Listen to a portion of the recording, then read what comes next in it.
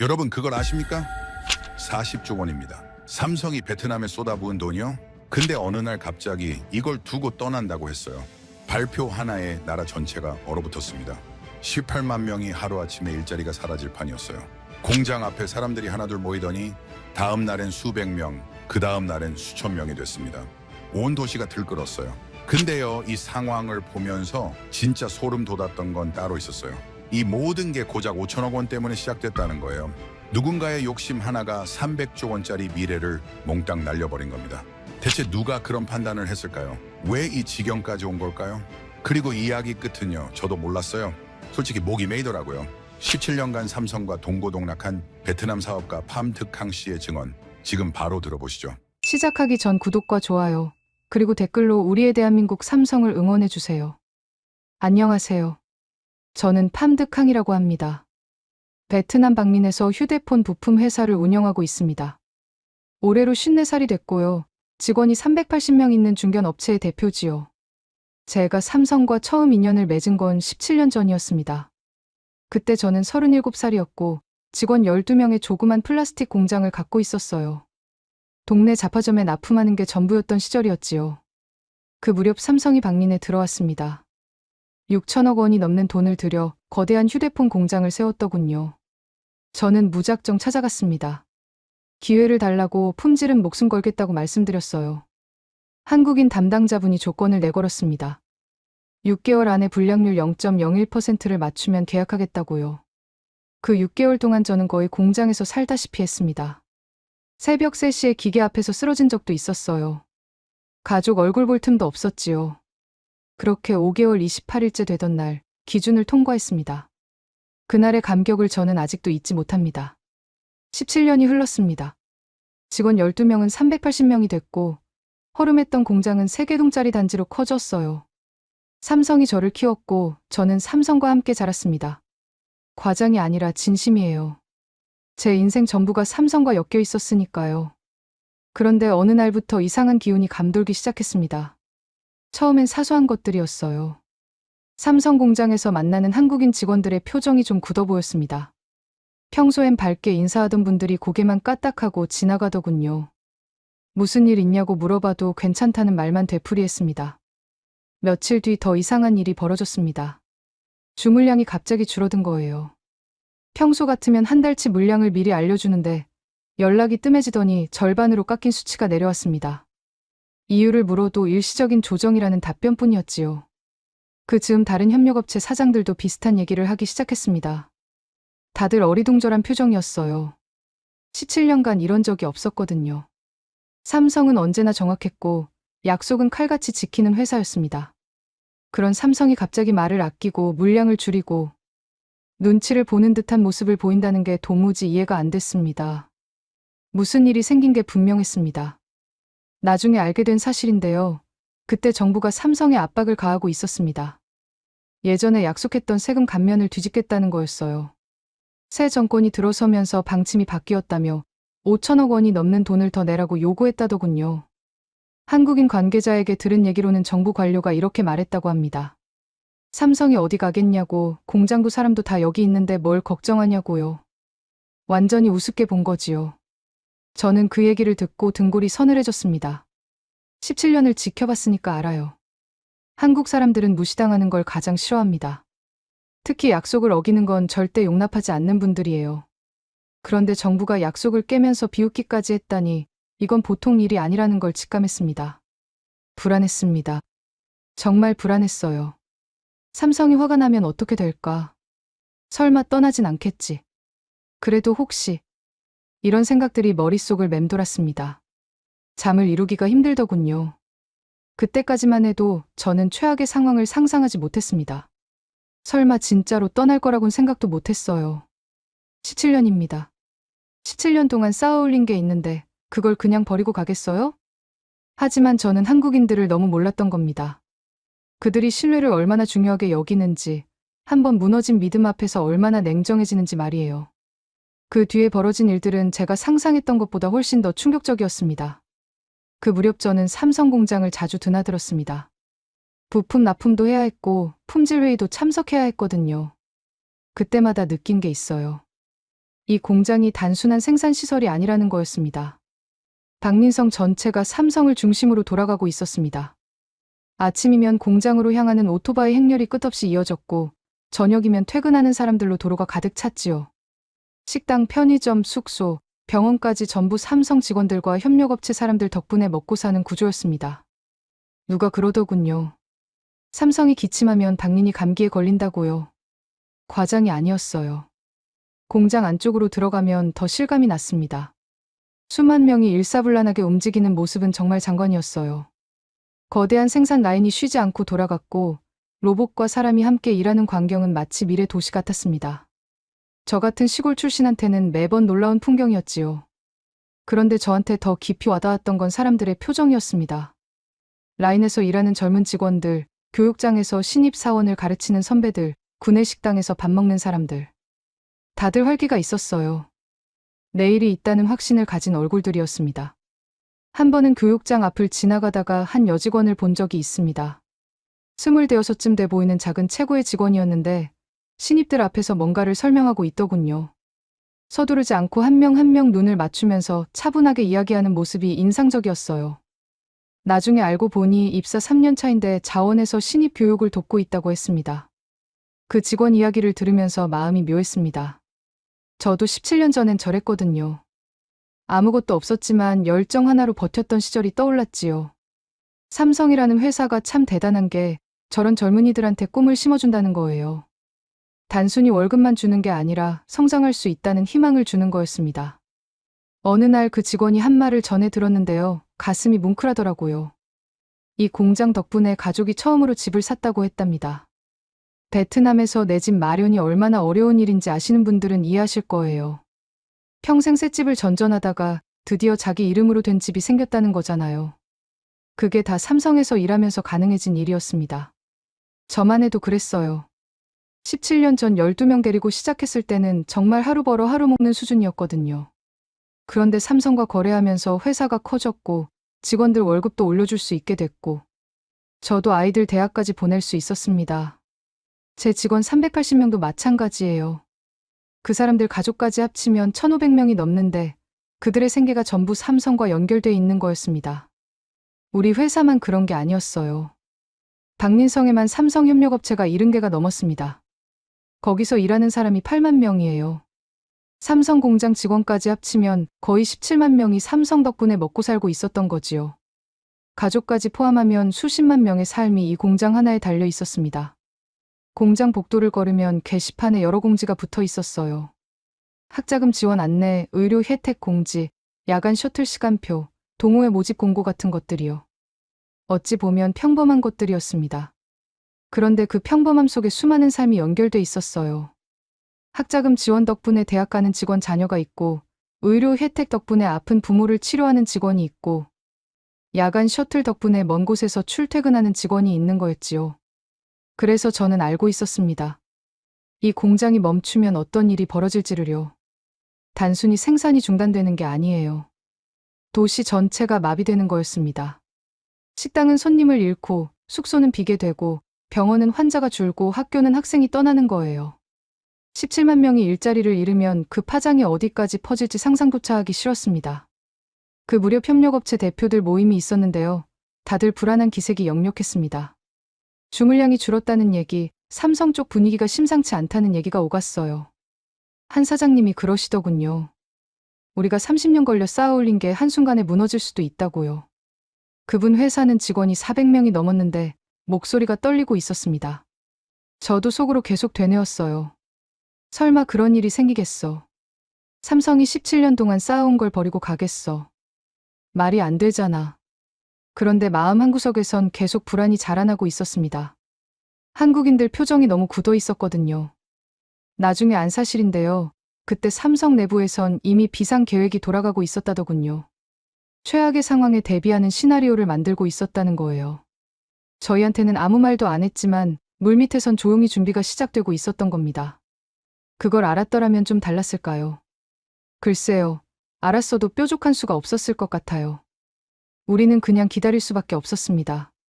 삼성이 어떤 결정을 내리든 그걸 받아들일 수밖에 없는 처지였으니까요.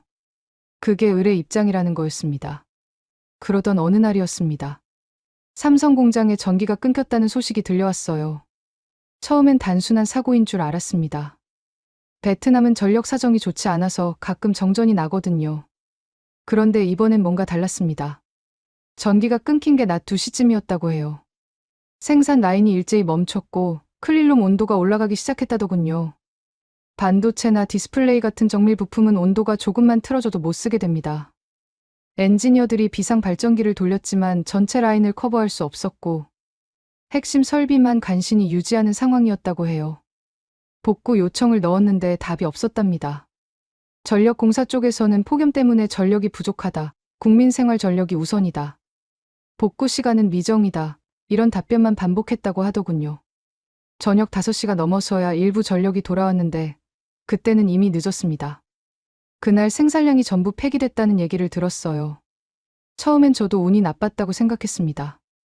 하필 폭염이 심한 시기에 정전이 났구나 싶었지요. 그런데 이틀 뒤에 또 끊겼어요.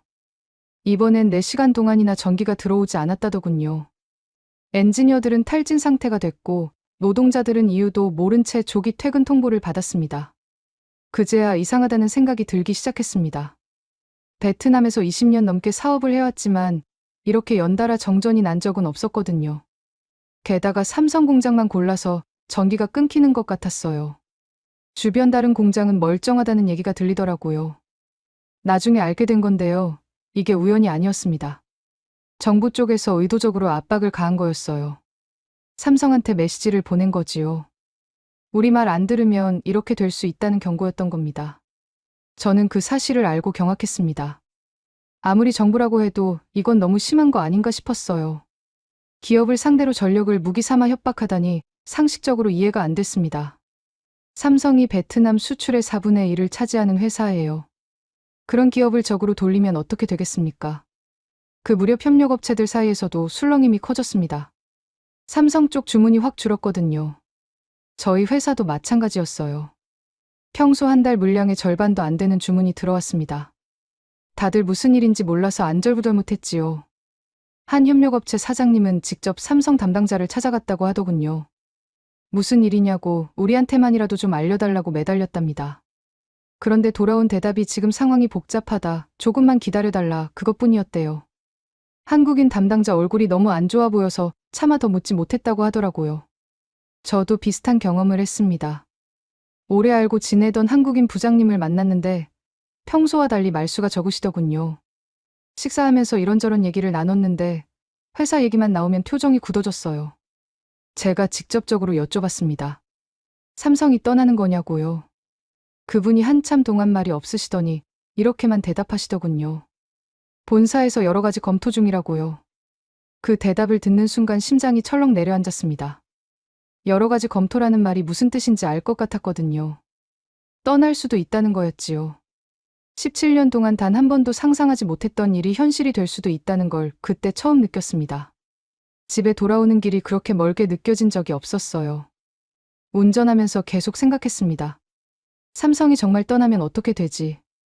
우리 회사는 어떻게 되지? 직원 380명은 어떻게 되지? 그 가족들은 또 어떻게 하고? 머릿속이 복잡해서 미칠 것 같았습니다. 그날 밤 잠을 이룰 수가 없었습니다. 아내한테는 아무 말도 하지 않았어요. 괜히 걱정시키기 싫었거든요. 혼자 거실에 앉아서 창밖을 바라봤습니다. 방린 시내에 불빛이 반짝이고 있었어요. 저 불빛 하나하나가 누군가의 삶이라는 생각이 들더군요. 그 삶들이 모두 위태로워지고 있다는 게 실감이 났습니다. 그때까지만 해도 최악의 상황은 오지 않을 거라고 믿고 싶었습니다. 삼성이 17년 동안 쌓아온 걸 그냥 버리고 가겠어요. 분명 협상이 될 거야. 정부도 바보는 아니니까 어느 선에서 타협하겠지. 그렇게 스스로를 위로했습니다. 하지만 한편으론 알고 있었어요. 한국 사람들은 신뢰가 무너지면 돌아서는 분들이라는 거요. 17년 동안 그 모습을 봐왔으니까요. 약속을 어기는 거래처와는 미련 없이 관계를 끊는 분들이었습니다.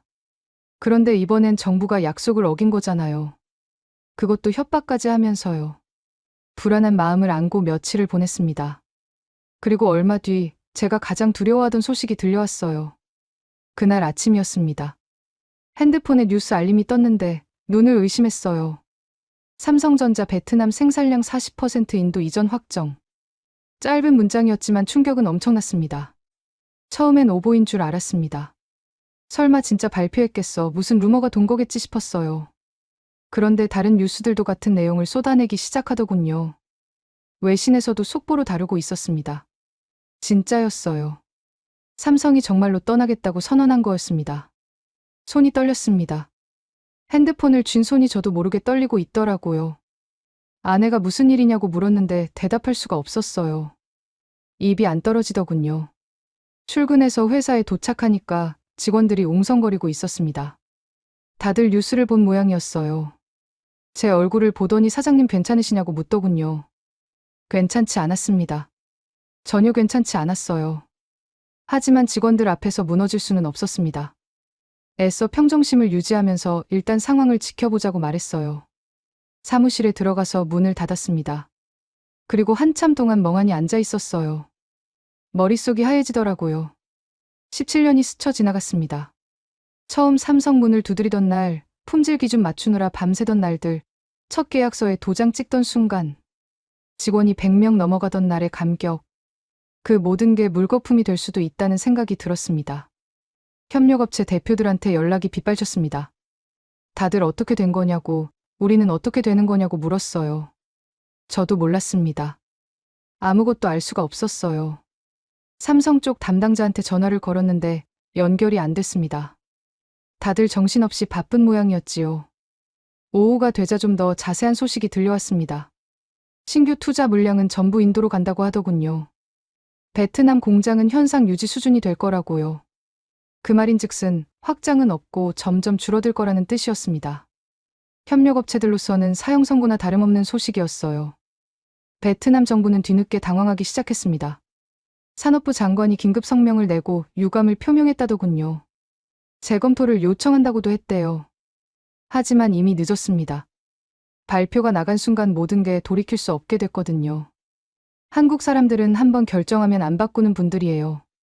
17년 동안 그걸 봐왔으니까 잘 압니다. 그날 저녁 협력업체 대표들이 모였습니다.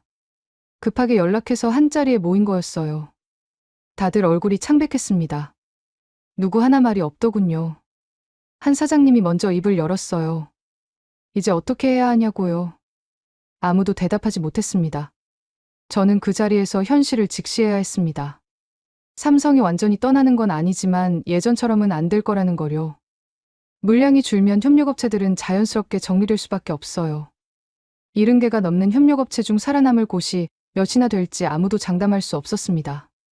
그날 밤 집에 돌아오면서 공장 앞을 지나갔는데요. 노동자들이 삼삼오오 모여서 뭔가 얘기하고 있더군요. 표정이 어두웠습니다. 뉴스를 들은 모양이었어요. 저도 모르게 차를 세우고 한참을 바라봤습니다. 저 사람들도 불안하겠지, 내일 어떻게 될지 모르겠지 싶었어요. 다음 날부터 분위기가 급변하기 시작했습니다. 공장 앞에 사람들이 모이기 시작했거든요. 처음엔 10명 남짓이었어요. 그런데 하루가 지나니까 100명이 넘더군요. 또 하루가 지나니까 수백 명이 됐습니다. 사람들 얼굴에서 불안이 분노로 바뀌어가는 게 보였어요. 정부가 뭔가 대책을 내놓아야 했는데 아무 소식이 없었습니다. 오히려 삼성 탓을 하는 듯한 발언들이 나오더군요. 그게 기름을 부은 거였습니다. 사람들 분노가 폭발하기 시작했어요. 저는 그 과정을 가까이서 지켜보면서 가슴이 무너지는 것 같았습니다. 17년 동안 삼성과 함께 성장해온 이 도시가, 이 사람들이 이렇게 무너져가는 걸 보는 게 너무 괴로웠어요. 그리고 이 모든 게 정부의 욕심 때문에 시작됐다는 게 더 화가 났습니다. 5천억 원이요. 정부가 더 뜯으려던 돈이 5천억 원이었어요. 그 5천억 원 때문에 40조 원짜리 투자가 위태로워지고 300조 원 규모의 미래 사업이 물거품이 되고 17만 명의 일자리가 흔들리게 된 겁니다. 이게 말이 됩니까? 소탐대실이라는 말이 이럴 때 쓰는 거겠지요. 발표가 나고 며칠 뒤부터 상황이 걷잡을 수 없이 커졌습니다. 공장 앞에 모인 사람들이 1000명을 넘어서더니 곧 수천 명이 됐어요. 도로가 막히고 교통이 마비됐습니다. 경찰이 출동했지만 역부족이었지요. 저도 현장에 가봤습니다. 함성이 하늘을 찌를 듯했어요. 구호가 울려 퍼지고 있었습니다. 일자리를 지켜달라, 가족을 굶기지 말라는 외침이었지요. 군중 속을 헤치고 다니면서 사람들 얼굴을 봤습니다. 젊은 노동자들, 중년의 가장들, 머리가 희끗한 어르신들까지 다양했어요. 공통점이 있었습니다. 다들 두려움에 질려 있었어요. 내일이 안 보인다는 표정이었습니다. 한 중년 남자가 눈에 들어왔습니다. 공장 유니폼을 입고 있었는데 눈이 벌겋게 충혈돼 있더군요. 울었던 것 같았어요. 그 남자가 큰 소리로 외치고 있었습니다. 나는 여기서 15년을 일했다고, 내 청춘을 다 바쳤다고, 근데 이제 어떻게 하란 말이냐고요. 그 목소리가 귓전에 맴돌았습니다. 저도 비슷한 처지였으니까요. 17년을 삼성과 함께 했는데 갑자기 모든 게 사라질 수도 있다는 게 실감이 안 났어요. 꿈인 것 같기도 하고 악몽인 것 같기도 했습니다. 시위는 점점 격해졌습니다. 처음엔 평화로운 집회였는데 시간이 지나면서 분위기가 험악해지더군요. 정부 청사로 향하는 행렬이 생겼고 관공서 앞에서 충돌이 일어났어요. 흥분한 사람들이 물건을 던지기 시작했고 여기저기서 고함 소리가 터져 나왔습니다. 제가 목격한 장면 중 잊히지 않는 게 있습니다. 한 젊은 여성이 아이를 안고 길바닥에 주저앉아 있었어요. 울고 있더군요. 다가가서 무슨 일이냐고 물었더니 남편이 해고될 것 같다고 하더라고요. 다음 달 집세를 못 낼 것 같다고, 아이 분유값도 걱정이라고요. 위로의 말을 해주고 싶었는데 뭐라고 해야 할지 모르겠더군요. 저도 똑같이 불안했으니까요. 그 무렵 폭동 소식이 들려오기 시작했습니다. 박림뿐만 아니라 다른 도시에서도 시위가 퍼지고 있다더군요. 삼성 공장이 있는 타이응우엔에서도 사람들이 모였고 호찌민에서도 연대 집회가 열렸다고 해요. 전국이 들끓고 있었습니다. 저는 그 상황을 보면서 복잡한 심정이었습니다. 한편으로는 사람들 마음이 이해됐어요. 갑자기 일자리를 잃게 생겼으니 화가 나는 거잖아요. 가족을 먹여 살려야 하는데 방법이 없어지면 절박해지는 거고요. 그 분노가 거리로 터져 나온 거였습니다. 그런데 다른 한편으로는 안타까웠어요. 이 분노가 잘못된 방향으로 가고 있다는 생각이 들었거든요. 사람들이 삼성을 원망하는 것 같기도 했는데 사실 잘못은 삼성이 한 게 아니었잖아요. 정부가 욕심을 부리다가 이 지경을 만든 거였습니다. 며칠 뒤 분위기가 바뀌기 시작했어요. 사람들이 진짜 원인을 깨닫기 시작한 거지요. 정부가 삼성을 협박했다는 얘기, 세금을 더 뜯으려다. 이를 키웠다는 얘기가 퍼지면서 분노의 방향이 바뀌었습니다. 정부를 향한 분노로요. 관공서 앞 시위가 더 격렬해졌습니다. 사람들이 정부를 규탄하기 시작했어요. 우리 일자리를 왜 빼앗느냐고, 삼성한테 왜 그랬느냐고 따졌지요. 관료들은 숨어버렸고 정치인들은 말을 아끼기 시작했습니다. 저는 그 모습을 보면서 씁쓸했어요. 일이 이렇게까지 커질 필요가 없었거든요. 정부가 처음부터 약속을 지켰다면, 욕심을 부리지 않았다면, 삼성을 협박하지 않았다면 이런 일은 안 벌어졌을 겁니다. 5천억 원을 더 가지려다가 나라 전체를 혼란에 빠뜨린 거예요. 그때 세계 언론들도 이 상황을 주목하기 시작했습니다. 베트남에서 무슨 일이 벌어지고 있는지 속보로 전하더군요.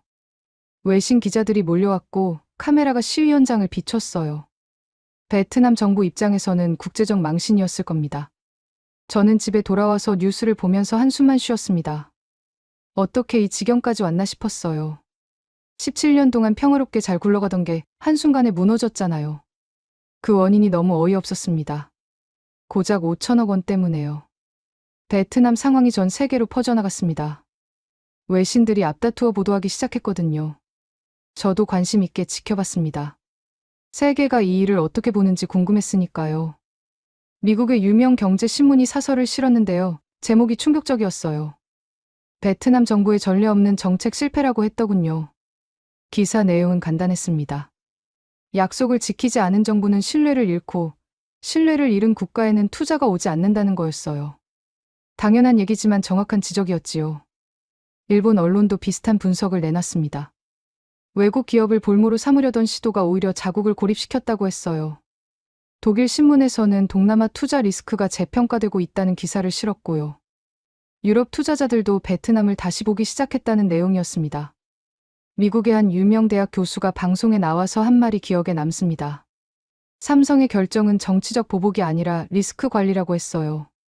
기업은 예측 가능한 환경을 원하는데 베트남 정부가 그 환경을 스스로 파괴했다는 거지요. 진행자가 물었습니다. 다른 기업들도 같은 선택을 할 거냐고요. 교수가 고개를 끄덕이면서 대답했어요.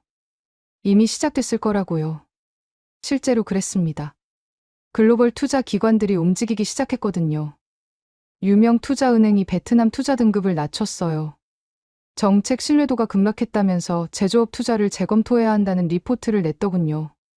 다른 기관들도 비슷한 평가를 내놨고요. 그 뒤로 연쇄 반응이 일어났습니다.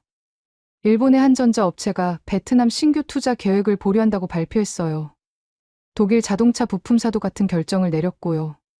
투자 설명회들이 줄줄이 취소됐습니다. 베트남으로 향하던 돈들이 방향을 틀기 시작한 거지요. 저는 그 뉴스들을 보면서 복잡한 심정이었습니다. 한편으로는 정부가 벌 받는 거라는 생각이 들었어요. 욕심을 부리다가 이 꼴이 됐으니까요. 그런데 다른 한편으로는 걱정이 됐습니다. 외국 투자가 줄어들면 결국 피해는 우리 같은 서민들이 보게 될 테니까요. 베트남 정부도 뒤늦게 사태의 심각성을 깨달은 것 같았습니다. 산업부 장관이 사퇴했거든요. 총리가 대국민 사과를 했어요. 외국 기업과의 신뢰 회복에 최선을 다하겠다고요. 하지만 이미 늦었습니다. 한번 무너진 신뢰는 사과 한마디로 회복되지 않아요. 그 무렵 저는 다른 협력업체 사장들과 자주 만났습니다. 다들 암담한 표정이었지요. 누군가 그러더군요. 이제 우리나라가 국제사회에서 어떻게 보이겠냐고요. 외국 기업 때려잡는 나라, 약속 안 지키는 나라로 낙인 찍힌 거 아니냐고요. 아무도 반박하지 못했습니다. 사실이었으니까요. 세계 언론의 평가 중에서 제가 가장 와닿았던 건 이런 분석이었어요. 베트남 정부는 삼성을 인질로 삼을 수 있다고 착각했다는 거지요. 공장도 있고 직원도 있으니까 어디 가겠냐고 생각한 거예요. 그런데 틀렸습니다. 한국 기업들은 그렇게 호락호락하지 않았어요. 신뢰가 무너지면 과감하게 손절하는 분들이거든요. 저는 17년 동안 한국 분들과 일하면서 그걸 잘 알고 있었습니다. 그분들한테는 신뢰가 전부예요. 약속을 지키면 끝까지 함께 가지만 약속을 어기면 미련 없이 떠나는 분들이지요. 정부가 그걸 몰랐던 거예요. 아니, 알면서도 무시한 건지 모르겠습니다. 결국 베트남은 국제사회에서 큰 신뢰를 잃었습니다. 5천억 원을 더 가지려다가 수백조 원 규모의 미래 투자를 날린 거지요. 이보다 어리석은 선택이 또 있을까 싶었어요. 그런데 이야기는 여기서 끝나지 않았습니다. 삼성이 마지막에 보여준 행동이 모든 걸 뒤집어 놨거든요. 삼성의 최종 결정이 발표된 날이었습니다. 저는 아침부터 긴장하고 있었어요. 어떤 소식이 올지 두려웠거든요. 완전 철수하는 말이 나올까봐 가슴이 조마조마했습니다. 그런데 발표 내용은 예상과 달랐습니다. 신규 물량은 인도로 간다. 이건 확정이다. 하지만 기존 공장은 유지한다. 지금 일하고 있는 사람들의 일자리는 지킨다. 이런 내용이었어요. 처음엔 제대로 이해가 안 됐습니다. 기존 공장을 유지한다고요. 그게 무슨 뜻이지?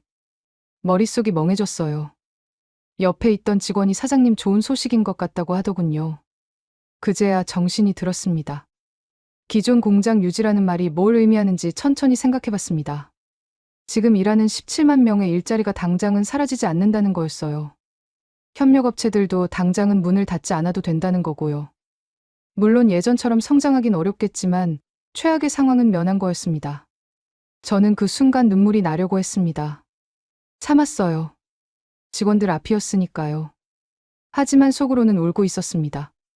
삼성이 완전히 떠나지 않는다니. 우리가 당장 망하지는 않는다니. 그 사실만으로도 감사했어요.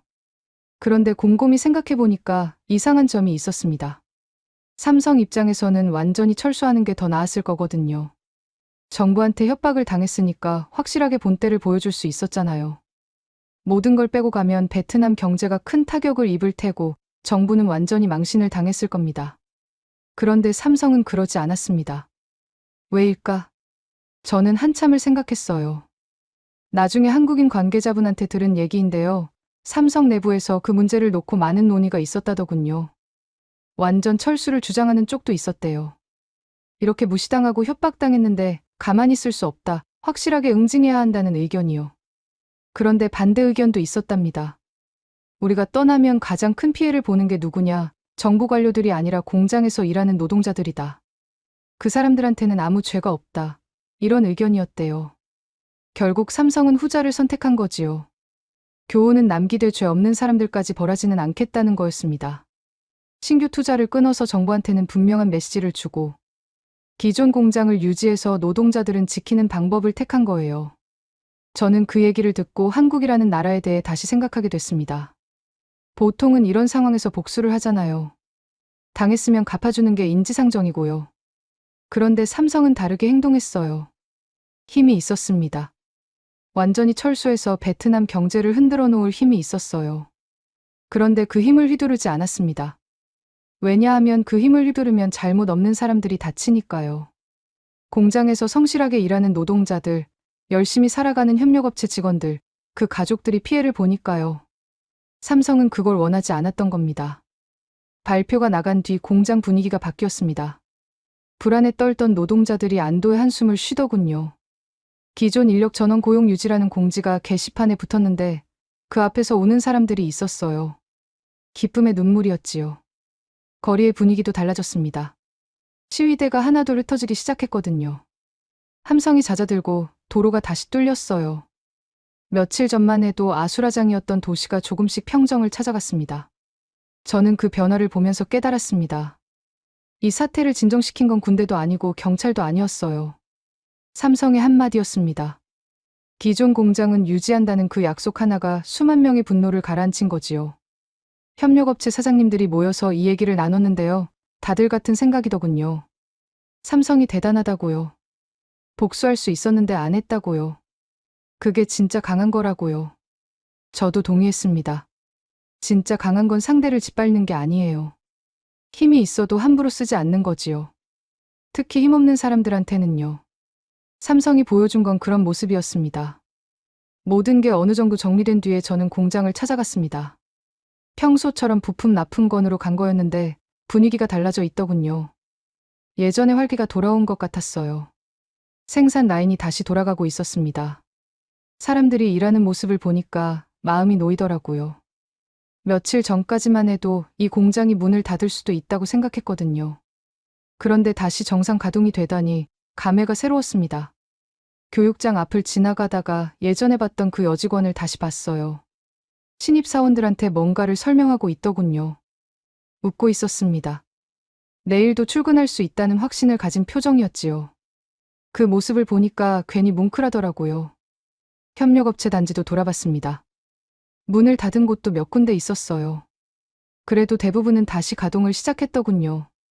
트럭이 오가고 직원들이 움직이고 있었습니다. 생태계가 완전히 무너지지는 않은 거지요. 저도 우리 회사로 돌아와서 직원들을 모았습니다. 상황을 설명해줬어요. 당장은 괜찮다고, 우리 일자리는 지켜줬다고요.